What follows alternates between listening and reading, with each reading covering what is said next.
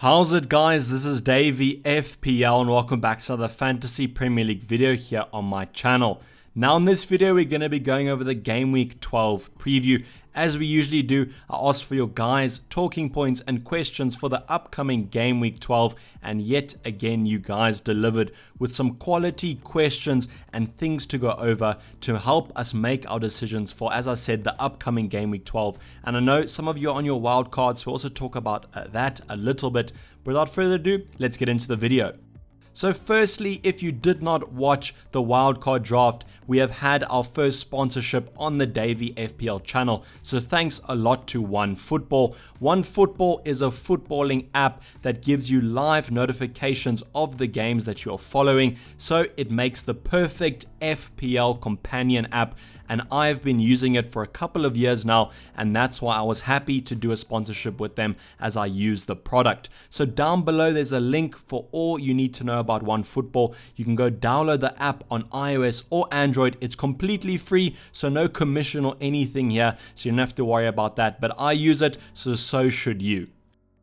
Now getting on to our usual reminder here, we have a little bit of an extra reminder here, but the Champions League is happening as we speak. At the time of uploading this video, there's already been a whole lot of fixtures on Tuesday night, but stay tuned for the ones tonight, Wednesday night fixtures, and just keep an eye out for injuries and minutes of the players that you do own in your FPL squad, or even are looking at transferring it in. And then the extra little bit of a reminder is it is a Friday night deadline. We have quite a nice fixture of Norwich versus Watford. I don't own any of their players anymore except for Cantwell, but you maybe do still own Pookie, and then you'll be keeping all eyes on that one. But just keep a reminder for that Friday night deadline, and don't be caught out as people are usually with these Friday night deadlines. So just get your transfers in before that, and you might even be able to keep some price rises before the deadline, as most people are probably making their transfers on Friday night. So that's enough for our reminder. Let's get on to the questions. So the majority of questions were about my wildcard thoughts. I know that I generally was expressing how I might use my wildcard this week, but it's not looking like I will. I think I'm going to be maybe taking a hit to bring Jamie Vardy in instead of committing that chip to bring him in. I think I'll be keeping that chip towards Game Week 18. I don't know if you guys have looked at Liverpool's fixtures, but Liverpool do have a blank in Game Week 18 due to the FIFA Club World Cup. So just something to keep your eyes on, and I think that I might be using it to kind of navigate that tough December period, and it's even tougher now with the Liverpool blank. So I'm thinking about keeping it, but I will probably be taking a hit to bring Jamie Vardy in. So sorry to disappoint those of you who did think that I'll be using the chip this week. It's just not going to happen. I think FPL is a little bit unpredictable, so sorry for letting you guys down on that front. But hopefully I can answer these questions and then you will forgive me.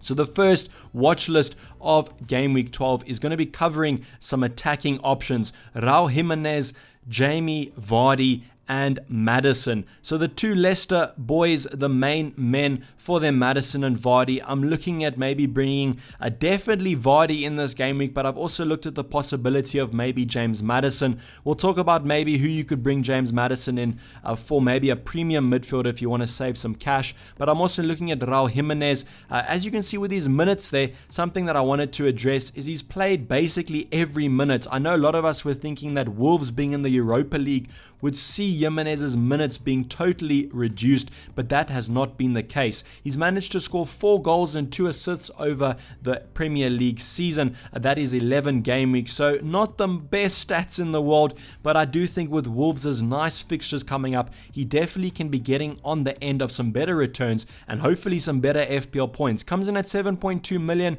a little bit of a budget option currently in attack, as a lot of us are looking at the likes of Jamie Vardy, who are a little bit more expensive. But I do think that Raul Jimenez offers a good almost captaincy option in these differential weeks when a lot of the big hitters are playing each other.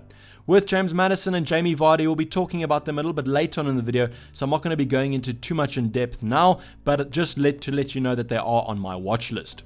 So the first question is what to do with City defense. There's a lot of questions about Mendy and Otamendi, so I decided to combine those two. I have highlighted my premium options being around the 5.5 mark.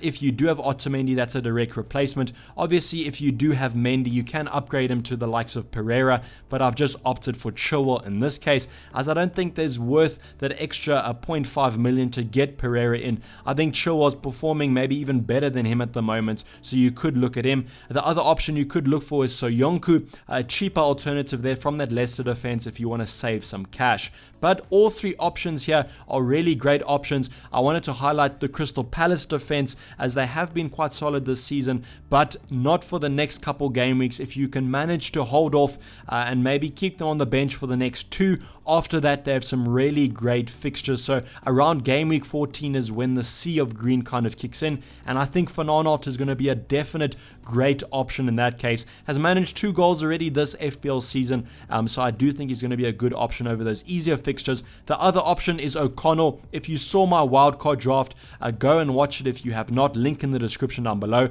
I spoke about using that double up on the Sheffield United defense as they've been quite stable at the back, and O'Connell provides you that perfect double up.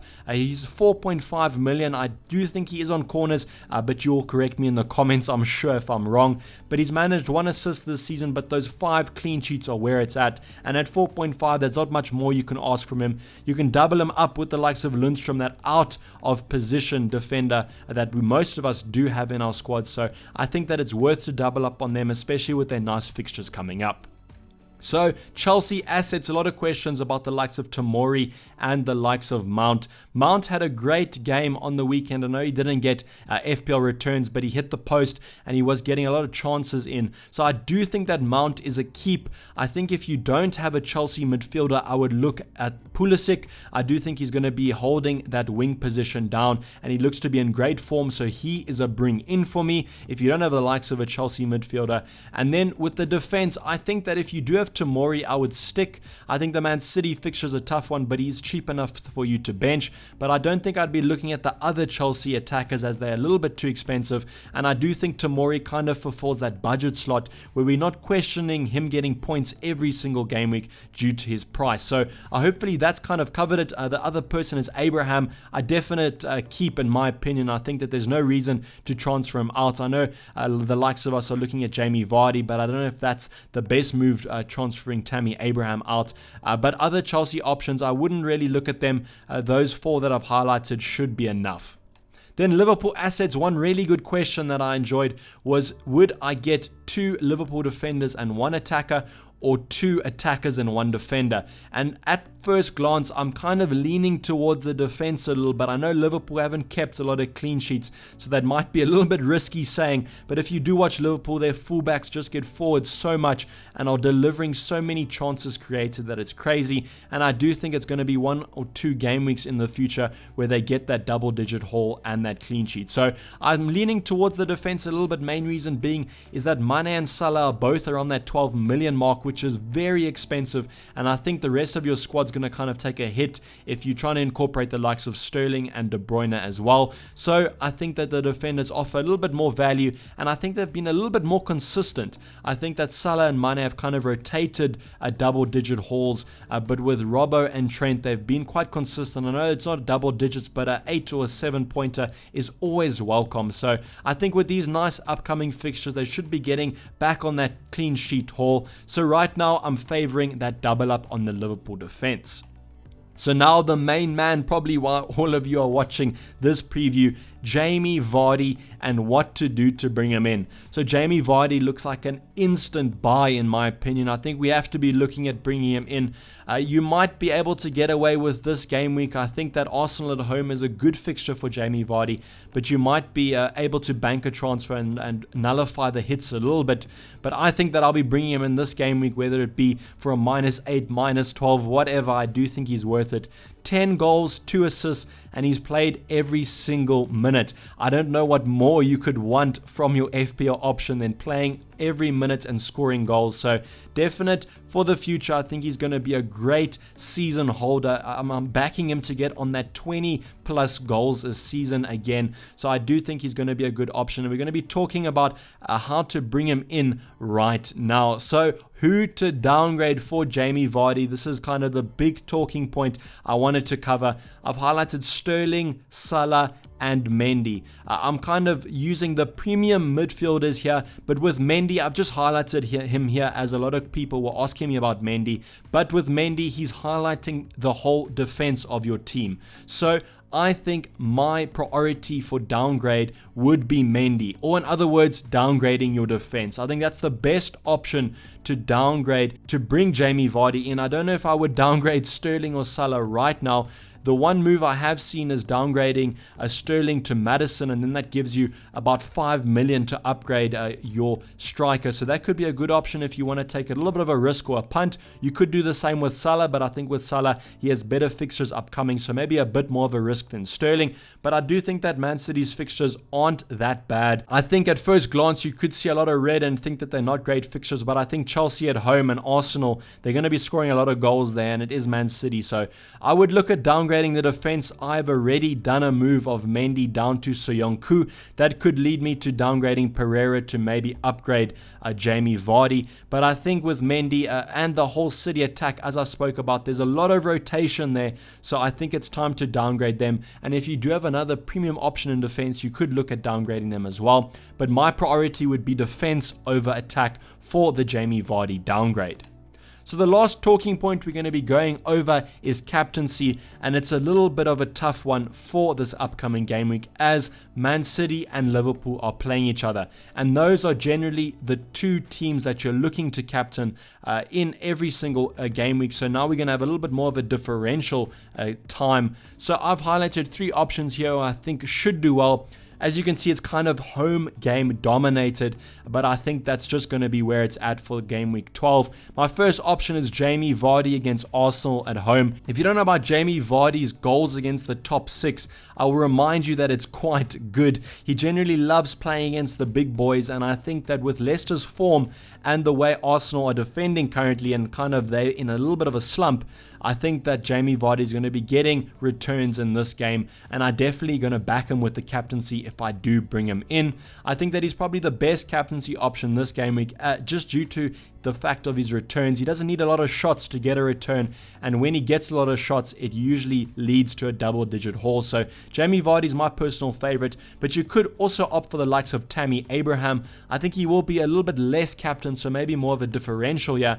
But Crystal Palace are generally good defensively, but I think with the way Chelsea's kind of going all-out attack, this should be quite an open game, and I do think that Chelsea will be getting some goals, and hopefully Tammy Abraham can be on the receiving end of those. So home fixture, I know Tammy Abraham is usually better away from home, but I think that this is kind of maybe an outlier, and I do think with a game week where there's not many great captaincy options, Tammy Abraham could be one. Then lastly, I've gone for the likes of Sadio Mane against Man City.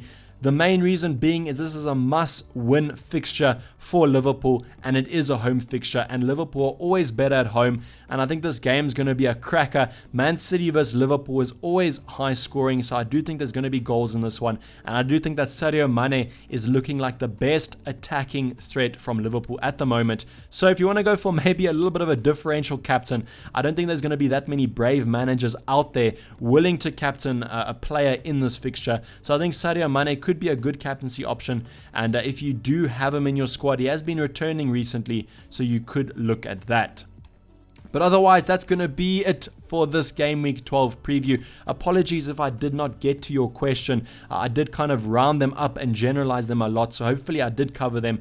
But otherwise, next week, tweet me at Dayvy FPL.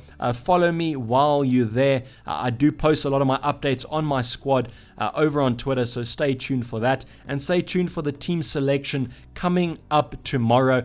We kind of had a triple stacker this week, so hopefully you've been enjoying this FPL content.